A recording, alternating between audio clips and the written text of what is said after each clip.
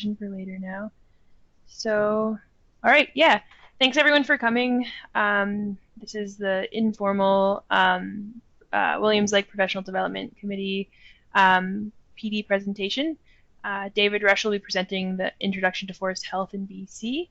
If you have any questions or you want to say anything, please use the text box. I will be monitoring for the questions, and David will stop to answer them at 3 or 4 points throughout the presentation. So the other thing I wanted to mention, if anyone has an interest in presenting, get in touch with either Cassia, James, or myself. I'm Emma Swaby. And yeah, I think that's everything. Yeah. All right, David, if you're ready to present, let's go for it. Okay, thanks, Emma. Well, welcome everybody to Introduction to Forest Health in BC. My name's David Rusch, and I'm a forest pathologist working for the BC government. All right. So there's basically 4 types of forest health factors that we deal with: forest insects, forest diseases, animal damage, and abiotic factors. This is basically environmental or weather events.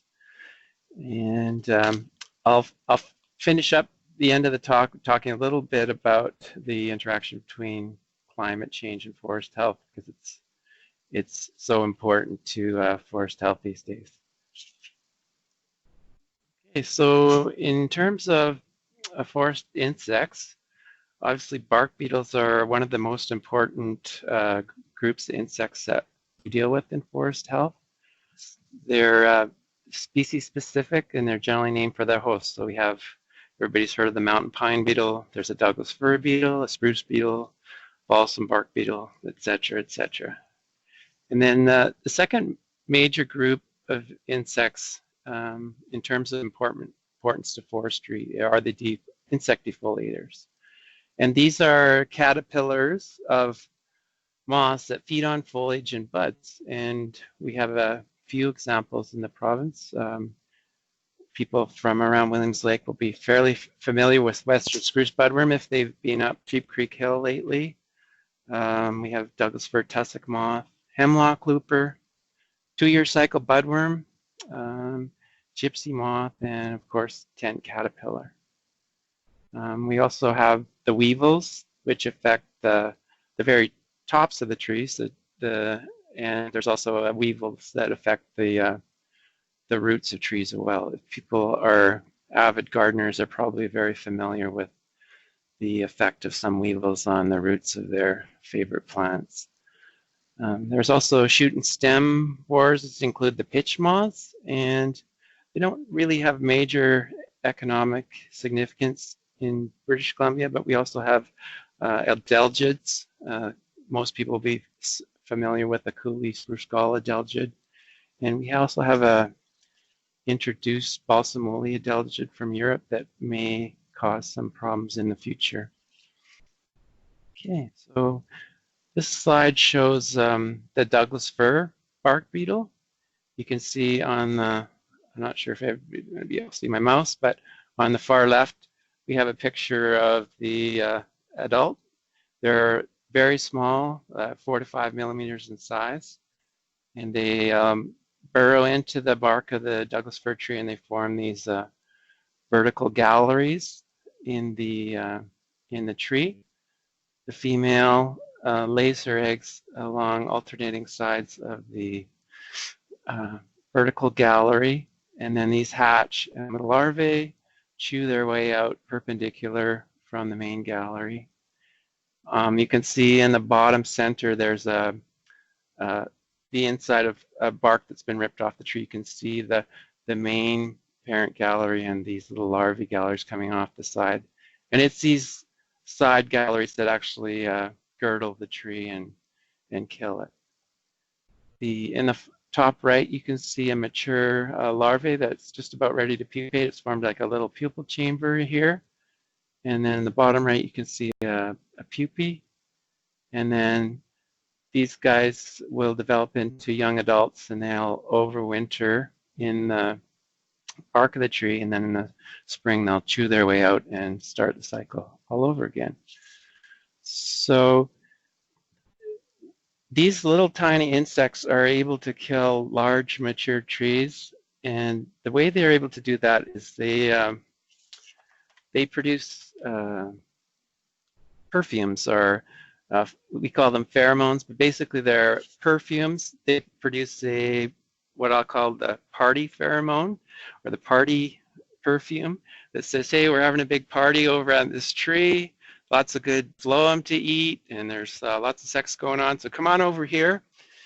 And then if they get too many beetles in at one tree, then they have low brood success, so they produce another get lost perfume that says, hey, this party's full, no more party snacks, go find your own party. So those are the kind of the two ways that insects communicate and are able to mass attack trees, and basically it's death by a million or a billion chews. And in response, trees produce sap, so if there's not enough beetles attacking a single tree, then the tree will pitch those beetles out in probably a horrible sticky death.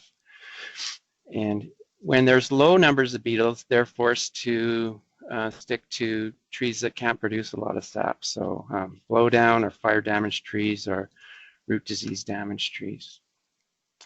And when we have a lot of blowdown or fire events, then the populations build up, and then they have sufficient numbers to attack healthy trees. Okay.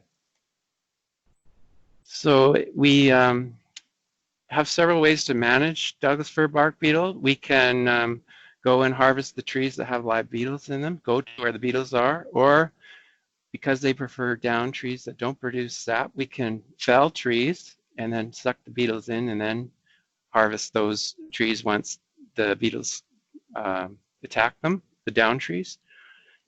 In areas where we don't have good access, we can fall and burn, so we basically burn the beetles up. Or we can use these pheromones. There's Dr. John Borden, used to work at Simon Fraser University, and along with his colleagues and many graduate students, they characterized a lot of the aggregation and anti-aggregation pheromones of the various bark beetles, and learned how to synthesize these compounds. And then so we can use these. In the center of the picture here, you can see a Lindgren funnel trap. He's another professor from UNBC who developed this trap. Basically, to a bark beetle, this looks like a tree. They fly into the funnels, attracted by the aggregation pheromone that's baited on the trap, and then they fall down into this cup, and we can get rid of them that way. Or we have these bubble caps on the bottom right that show that's the anti-aggregation or get lost pheromone, and if we attach these to trees, that sends out signals that discourages mass attack of beetles. If we have really high populations of beetles, dispersing them is really not effective, because they have high enough numbers that they just end up attacking more trees. So when we have really high levels of beetle, these anti-aggregation pheromones aren't as effective. Okay. All right, so we're going to move on to the defoliators. This particular slide is of Western spruce budworm. You can see on the top left the adult moths. These guys lay their eggs in mid-July, typically around here, and then the eggs hatch, and the little tiny larvae come out of the eggs, and that's how they overwinter, is these little tiny larvae that hide in little bark crevices and wait out the winter. Then in the springtime, when the bud scales, when the buds start to swell, they crawl into the bud scales and feed away inside, protected in the bud scales until the buds flush. And then you can see the top center here is a picture of a caterpillar. They have these rows of spots in each segment. And on the far right, they form these, we call them hibernacula. It's basically silk and partially chewed up needles that are matted together, and caterpillars hide in these hibernacula during the day so they don't get eaten by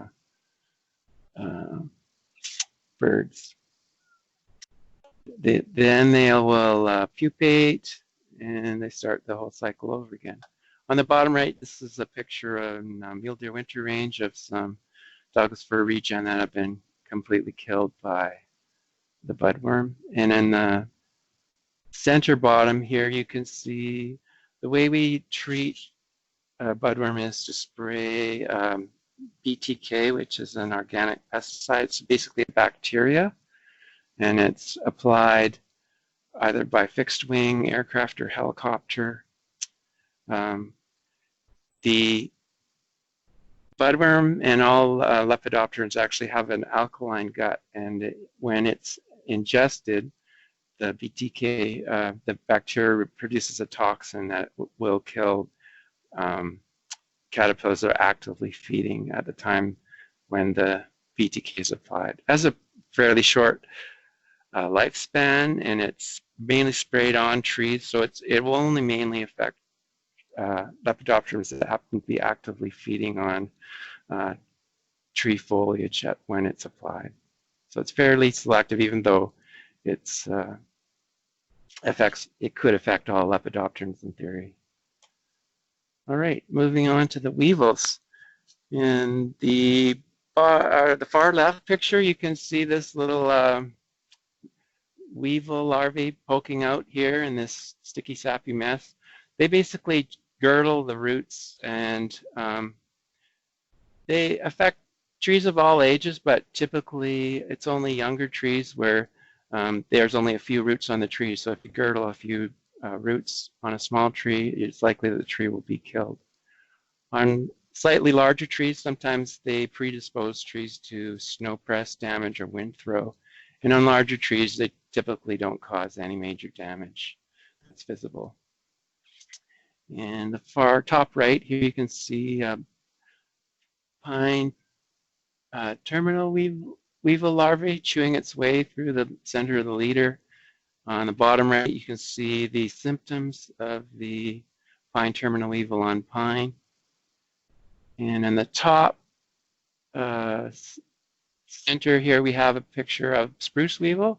These guys actually lay their eggs below in last year's leader, and the effect of that is it girdles the top leader, and it wilts and forms this characteristic shepherd's crook. And in the bottom center, we have a picture of a poplar weevil. His fancy name is his Latin name is Cryptorhynchus lepathi. These lighter areas on the weevil, they're often pinkish in color, and sometimes when you handle these guys, they'll make a squeaking noise. It's an introduced weevil from Europe that affects our willows. Okay, and then moving on to shoot and stem insects. Most people are familiar with pitch moths. They're a clearwing moth, and the larvae have actually adapted or evolved so that they can actually survive in these pitch nodules that the trees produce in response to feeding damage. And they're kind of protected inside this little pitch nodule from predators. And we also have a number of wood borers. Typically, wood borers only affect dead or damaged trees, but there's a poplar borer, name is Saperda calcarata, that does extensive chewing and damage in live aspen and poplar.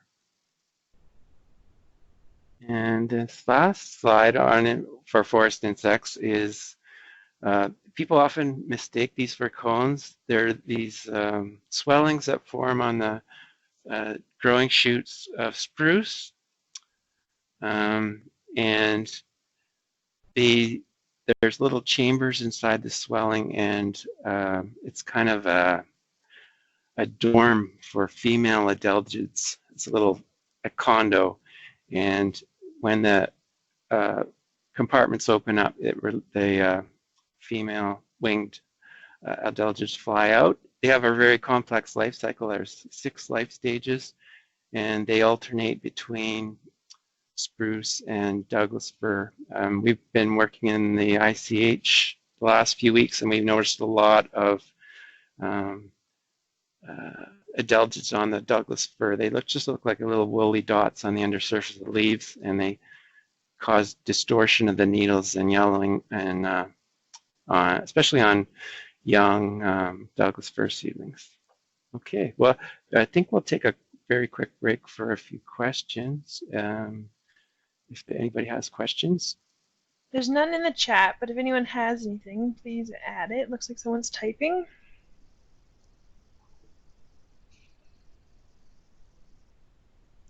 I'm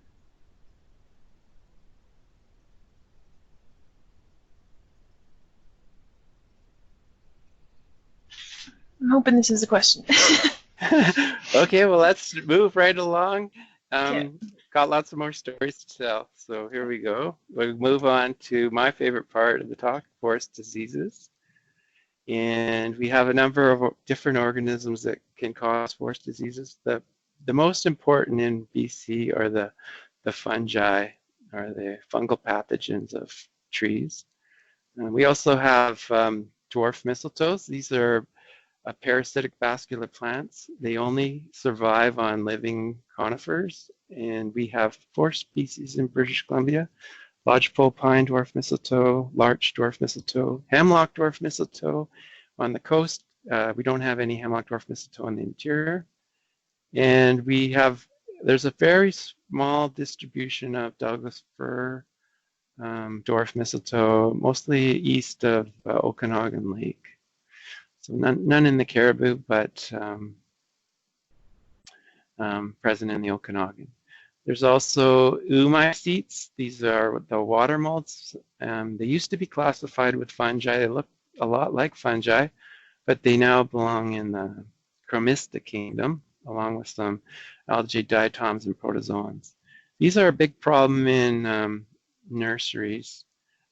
They can get into irrigation systems and be spread to the plants through the irrigation water. And some important oomycete diseases are potato light blight. I think everybody's heard of the potato famine that led to an exodus of a large number of people to North America.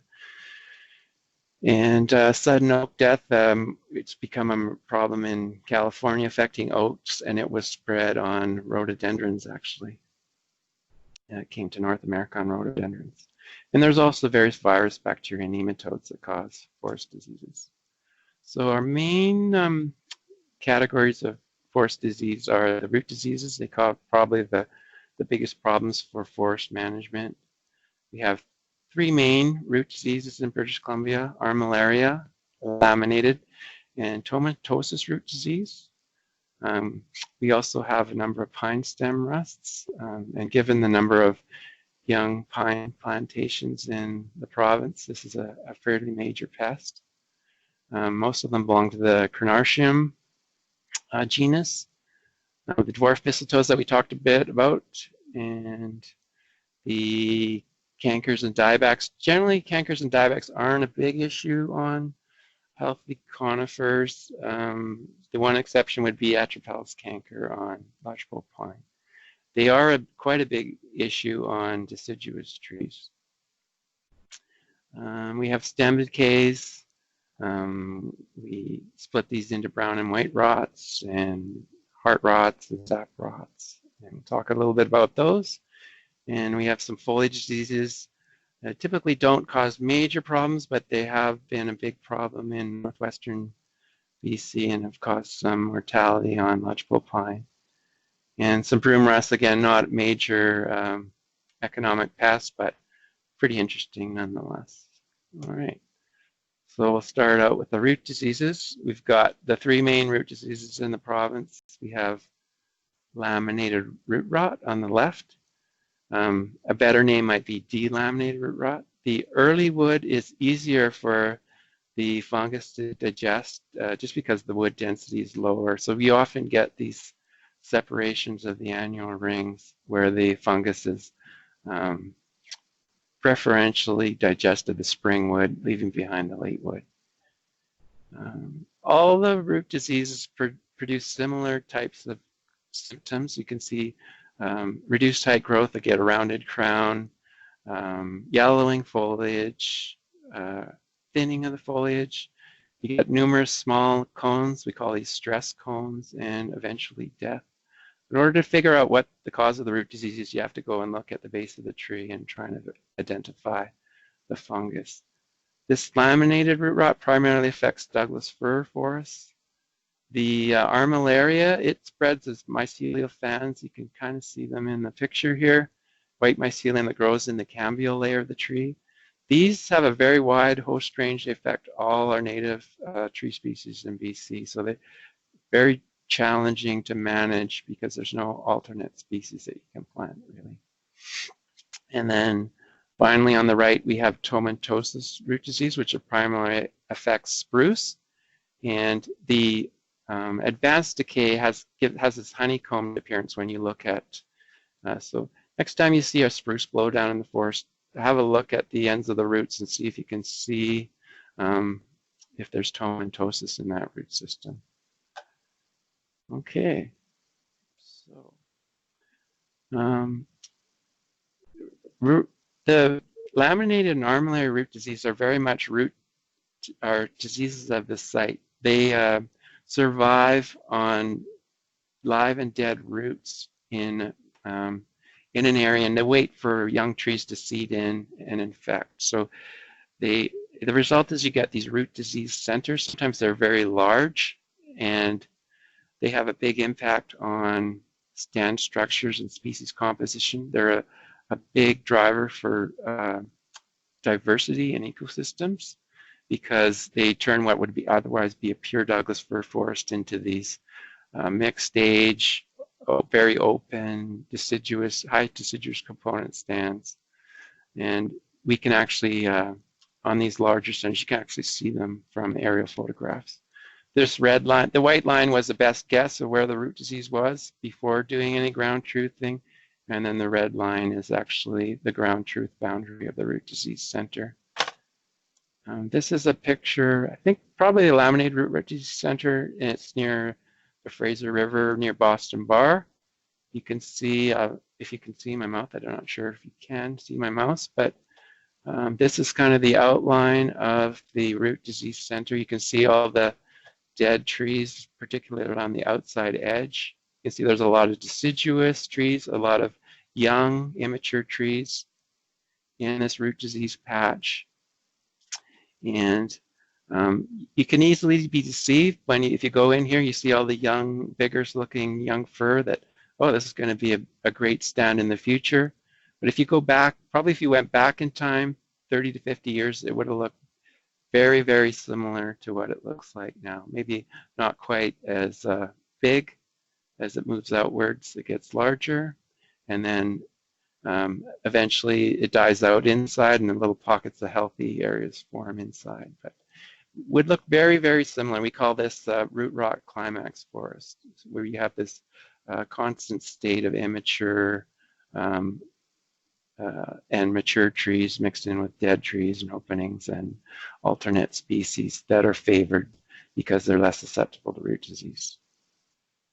This is a laminated root rot center near Merritt. It's a very dry habitat, so there's not a lot of deciduous present in this center. But you can see there's all age of mortality. There's openings. We have this very uneven age stand structure. Ironically, outside the root rot center, it's a very dense, overstocked, even age fir stand. Okay, so we'll move on to the pine stem rusts. I think we're doing pretty good for time here. The picture on the left, the far left, is a commander rust. And in the middle left here, we have stalactiform rust. Looks very, very similar to the commander rust. The main difference is the length of the cankers relative to the width. So in stalactiform, it's typically like about a 10-to-1 ratio. It's much, much smaller. The cankers are much more round with Commander Rust.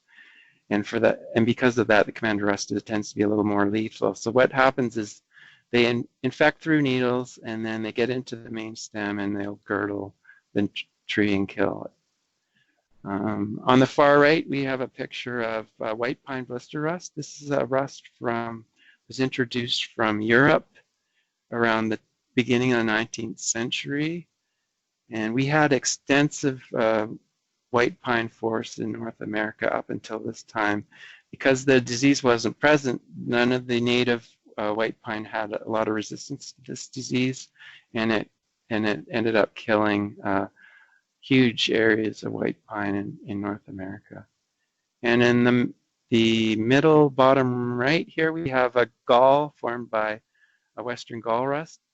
This is not a Carnartium species, it's an Endocarnartium species. It probably used to have a more complex life cycle, but now it's got more simplified. And we'll talk a minute about the many spore stages of these rusts. This one only has the 2 spore stages in it, and it can infect pine directly from other pine.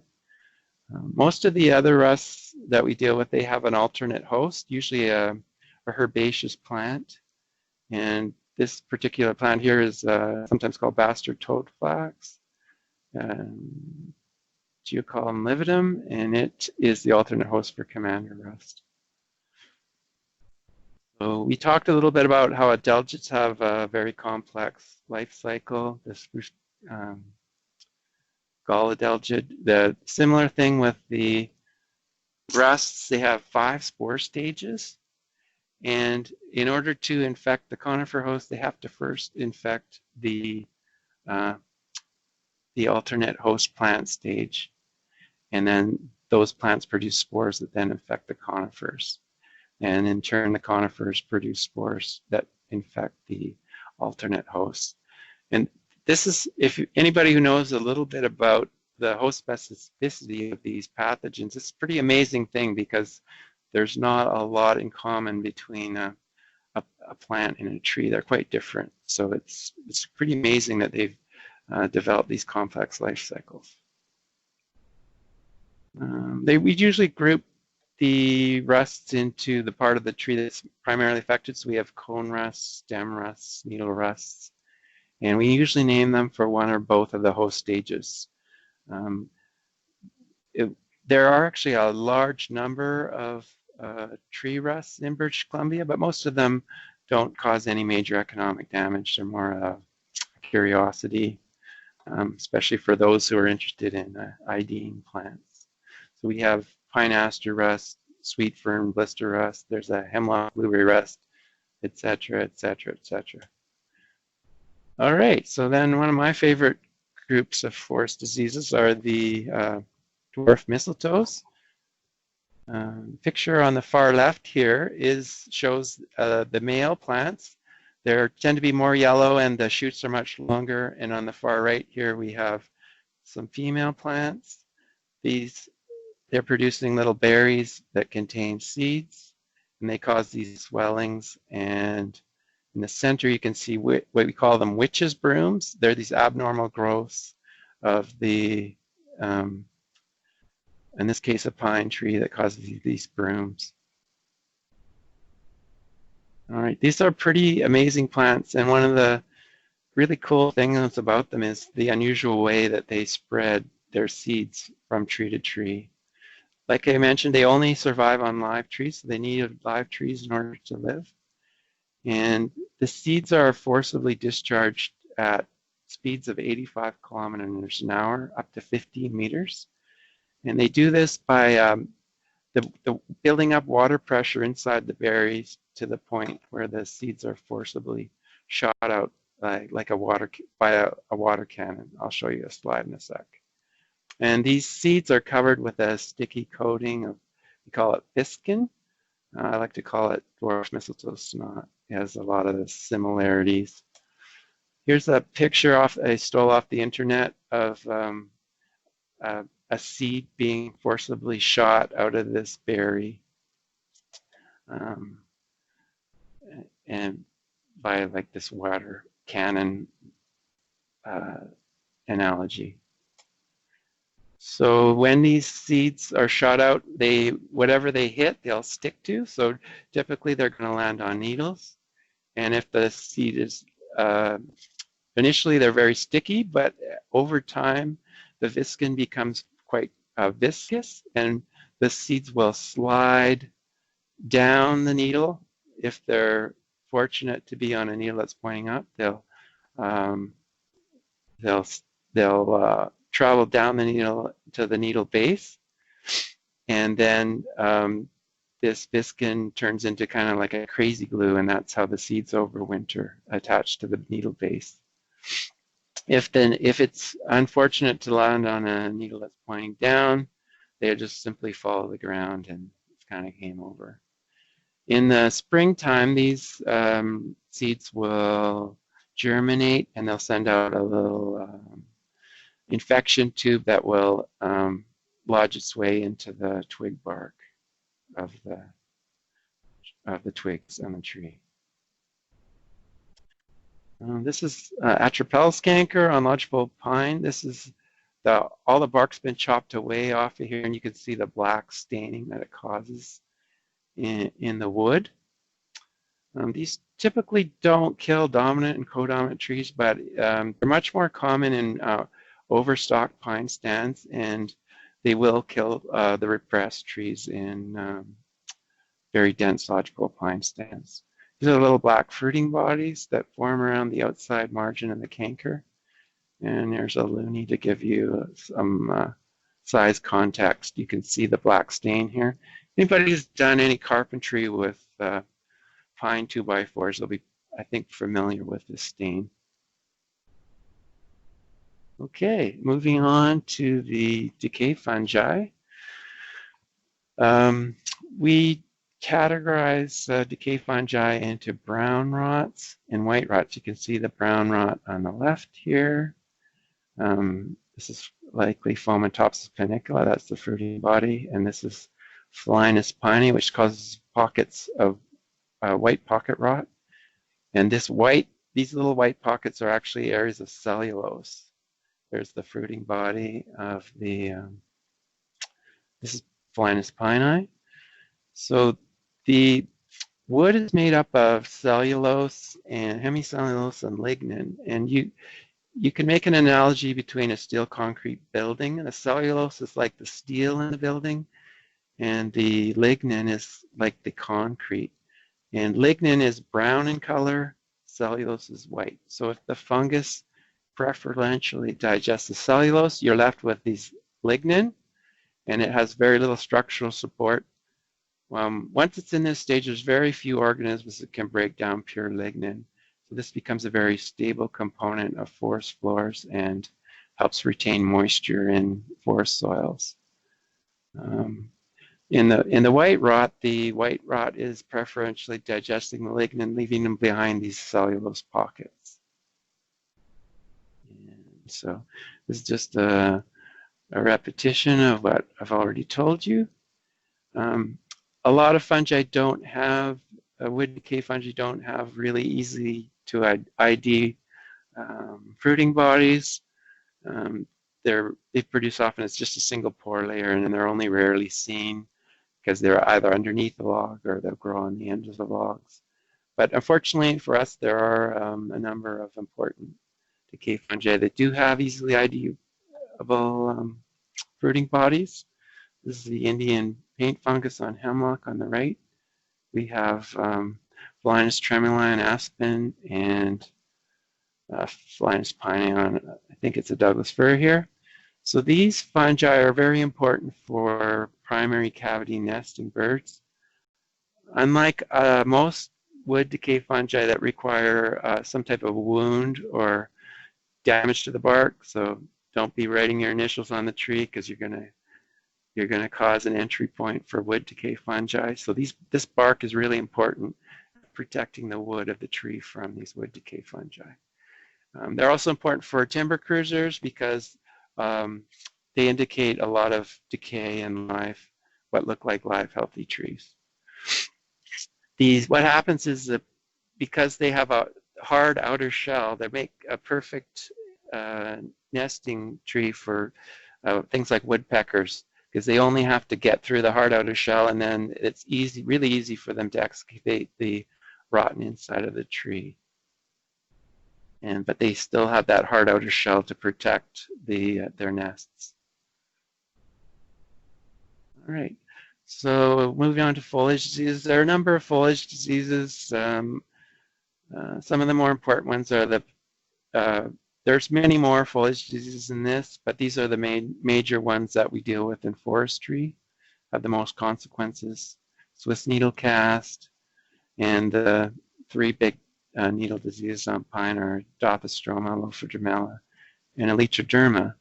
This Dothastroma has been in the northwestern part of the province, has actually been responsible for a lot of pine deaths, partly due to likely climate change, moisture, warmer climate, and a lot of planting of lodgepole pine in what was a fairly minor species in the northwest up until forestry came along. All right, so I work a lot with this Elytroderma needle cast. We separate foliage diseases into casts and blights.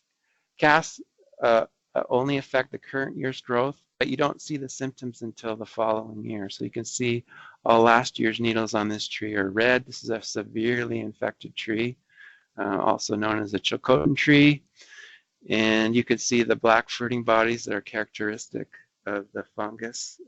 Over the summer, the needles turn this straw colored, and eventually they're dropped.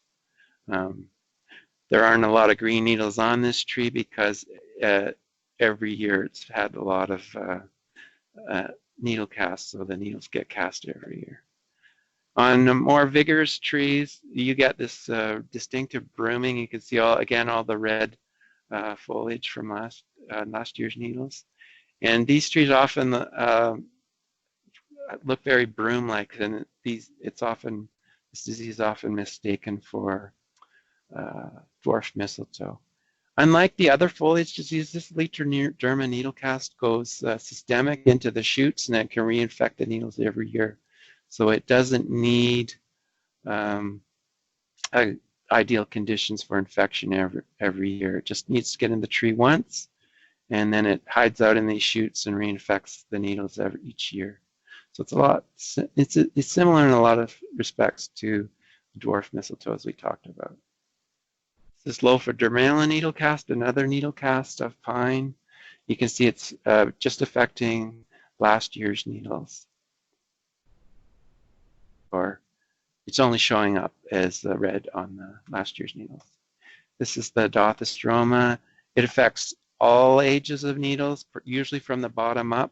It's very prevalent in the ICH this year because of the wet weather we've been having. You can see the red bands on the needles and the fruiting bodies associated with those red bands that are sometimes visible. This fellow here is Rich Hunt. He was a important pathologist with the Canadian Forest Service, now retired. All right, and then finally we have the broom rusts. This is a spruce broom rust on the left. These needles on the brooms, they're deciduous. They're shed every year. Basically, their main function is the fungus has co-opted them as spore platforms, and they're shed every year.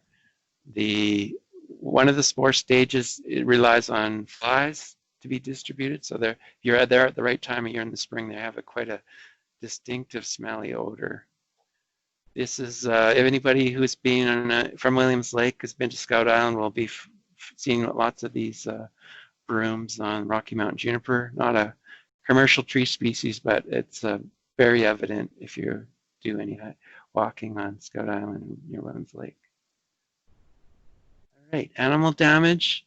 Animal damage is typically not a major source of damage in our forests, but there are a number of animals that can cause damage to trees, particularly seedlings. And in times when there's not a lot else to eat, animals will often rely on conifer seedlings to try and make it through the winter. We have just got a few pictures of animal damage. Of course, everybody's familiar with beaver damage. We have the bear damage. You can see where they've scraped their canines on the cambium.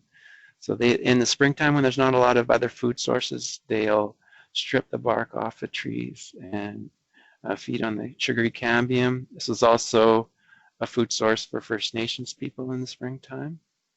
On the left, you can see where a ungulate, some type of ungulate, has ripped the bud and young shoot off of this seedling. You can tell it's an ungulate because the raggedness of the, they only had the one set of teeth, so they kind of tear it off. If this was a hair damage, it would be in a very clean cut. It looked like somebody cut it with pruning shears. This is also rabbit damage on cedar. You see the very ragged appearance from the hair damage. All right. I guess if we can, we could probably, I guess since I forgot to stop, we'll just keep on going. And if you have any questions, we'll leave them to the end. Okay, our final category of forest health factors are the abiotic or weather-related factors. These are becoming more and more important with climate change. So we're seeing a lot more drought, a lot flooding every spring. We're seeing a lot more frost damage, hail damage, lightning damage from storms, wind throw, snow press, all these things that are more common as a result of climate change. And traditionally, fire has also been included in forest health. At one time in the Forest Service, forest health used to be part of protection. They decided to dump us and go off on their own, but traditionally they have been part of forest health. And then drought, this is becoming a huge issue in areas where we haven't seen drought in the past. Here's a picture of some drought damage on some chocolate lodgepole pine. This is some snow press damage as a result of wet snows. This is some severe drought damage on some lodgepole pine, less severe, kind of get this mortality from the top down. And this is particularly evident in areas where there's been soil compaction, so around landings or rocky, thin-soiled areas. This is quite alarming. This is a picture from 108 Mile in the subdivision there. And this is mature Douglas fir actually being killed by drought. We haven't really seen a lot of this in BC in the past. Subdivisions can aggravate symptoms of drought because we build roads and ditches that intercept water flow, and we build foundations, dig up root systems, and soil compactions in our driveways that have root systems underneath them. So, but we're seeing this even outside of subdivisions, and it's quite an alarming thing to see in these mature fir. So climate change obviously has direct and indirect effects on forest health. We see increasing amounts of drought and fire. We see big changes in the distribution and severity and frequency of insect and disease outbreaks. I'll talk a little bit about this in the next slide with the insect disease triangle. And finally, climate stress affects the susceptibility of trees to insects and diseases. So this is a concept that we have in forest health. It's called the disease or insect triangle. So we have our insect diseases on one corner, our trees on another corner. And they're kind of, over time, they've developed this balance where the trees and insects and diseases are kind of in a balanced state. And the third side of our triangle is the environment. And there's kind of these feedback loops between trees and the environment and insects and diseases. I've only shown the feedback loop for the insects and diseases. The big thing that to note here is, though, that insects and diseases have very short generation, so they can respond very quickly to changes in the environment caused by things like climate change, whereas trees, it takes them many years to adapt to changes in the environment because of the long generation period. So what are some of the solutions? In the past, we've relied mostly on reactive forest health approaches. Given the size and frequency of disturbances we're seeing now with climate change, this reactive approach that has served us well in the past is simply no longer effective, either from an economic point of view or from a control measure. So we need to be looking at a lot more proactive approaches to dealing with forest health factors. And we need to build forest health into all aspects of our forest management. So when we're doing any type of harvesting, we should be thinking about how we're going to mitigate any bark beetles that might result as a direct result of that harvesting activities, or how we might use that forest health as an opportunity to deal with bark beetles that arise independently of our harvesting activities. The typical climate change solutions that apply, so adaptation and mitigation, planting a more diverse species mix, using assisted migration, making forests more resilient, can be beneficial, but really we need to address the root cause of the problem, which is carbon emissions. So what can I say about this? The health of our forests, our planet, and ultimately our survival as a species depends on reducing our carbon emissions. So I'll open it up to questions. We have about 10 minutes left. If there's any questions, now's the time to ask. So there's one from Anne David. Excuse me. It says she's got lots of grand fir in her yard and has noticed over the last 2 years they're getting aphids. How can she treat them in a non-pesticide way? You might be able to try some insecticidal soap. So basically, you have to spray soap on there. I'm not sure. I'd have to. We don't deal a lot directly, other than through spraying BTK or managing bark beetles. I'm not as familiar with some of the more agricultural controls, but I would suspect that something like safer soap might be effective. Okay. If anyone else has any other questions, to add them to the chat box. I have one question about the root disease centers. The photos that you showed. How do you identify them? Is it when people are out on the ground, or is there a GIS imagery exercise that you can do? Yeah, well, some of the more obvious ones, the larger ones, we've been trying to map them from the air, and we have some spatial files. But in order to determine what the cause of those root diseases, you have to actually go out and ground truth them and have a look on the ground. You can imagine it's pretty easy. We can survey large areas from the air, but to do detailed surveys requires a fair amount of work. Mm-hmm. So. Okay, yeah, thank you.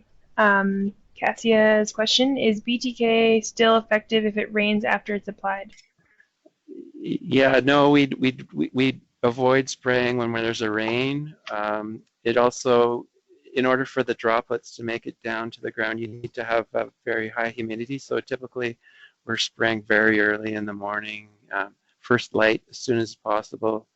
We set up weather stations, and if the conditions are right, then they'll spray. If the conditions aren't right, such as if it's raining, they generally put off this spraying for the day and try again the next day, because it will get washed off the needles, and then it's no longer effective because the caterpillars aren't ingesting it when they chew on the needles. And the good thing about that is it has a pretty short shelf life. It doesn't persist for a long time, so it doesn't affect as many lepidopterans, non-target lepidopterans. Just those ones that are actively feeding on the trees when you're spraying it. Okay. Yeah, is there any other questions before we wrap up here? No, not looking like it. Well, thanks for your presentation, David. Oh, there's a couple of people typing. Yeah, give it a couple more minutes. I have a question. Yep.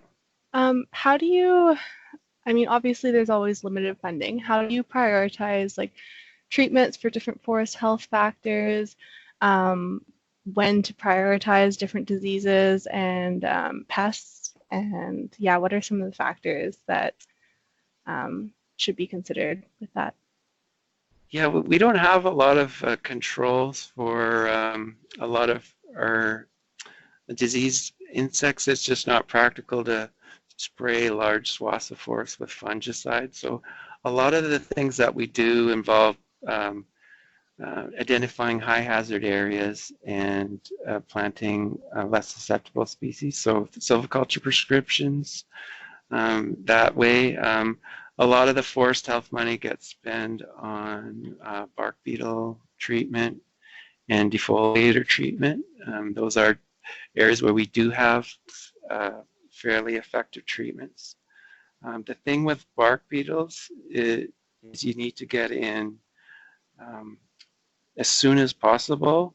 Once you get large populations of bark beetles, it's basically too late to do anything. So if you want your treatments to be effective, you need to focus on those areas that are just starting to get increases in beetle population. And often there are constraints that limit the number of treatments you can do. So if you don't have any road access, obviously you're limited in the amount of treatments you can do. So you're probably going to focus your funding on areas that are uh, uh, either more important for economic or recreation purposes, or areas where you have good access and you can be most effective. Most of your bark beetle control treatments are going to be, like I say, most effective when the growth curve is just starting. So when you're just seeing those first increases, that's when your treatments are going to be most effective. When you reach the exponential stage, there's really not a whole lot of effective treatment you can do, and then you have to move into things like salvage. In terms of defoliators, we do a lot of predictive sampling the year before, so we measure things like egg masses and populations. We can use traps to let us know when we're going to see those insect outbreaks, so we can plan for them ahead of time and hit them hard again when they're first starting out before they cause a lot of damage. So it involves a lot of monitoring and making smart decisions. A lot of what I've talked about is kind of reactive stuff, but there's a lot of proactive things we can do. So we know before an beetle outbreak happens, we know where they're going to go. We know which trees are most susceptible, which stands are most susceptible. So we have, if we're smart, we'll be doing things when there's not outbreaks to reduce the hazard. So we'll harvest the very highly susceptible stands before they're attractive. So it's kind of like don't leave garbage in your backyard or you're going to end up with bears. So same kind of thing with beetles. You have a lot of highly susceptible stands, you're going to have a lot of issues with bark beetles. So there's a lot of proactive planning, and often harvesting activities can lead to increased beetle populations. So we need to incorporate beetle mitigation into our harvesting activities. When we're building roads, we can use that as an opportunity to drop trap trees and keep beetles under control. Even when they're low, like if we can eliminate large numbers of beetles, we can prevent or make it less likely for those big outbreaks.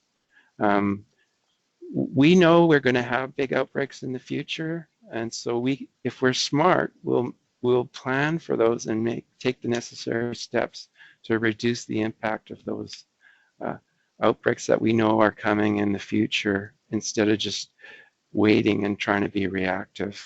The increasing size and frequency of these bark beetle outbreaks is such that we don't have enough money or manpower or resources to use just a reactive approach anymore. For sure. Thank you. All right. Well, if there's no other questions, and I think we're pretty good to wrap up. Thanks again, David.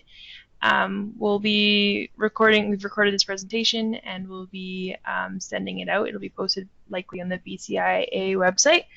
And you can email me if you want a copy, or if there's anyone that you know that wants a copy of it. You can share it out there. Well, thanks very much. It's a great opportunity to preach about forest health to people. And if anyone has any questions, they can contact me at david.rusch@gov.bc.ca. My last name spelled Rusch. Thanks again. All right. Thanks, guys. Thank you.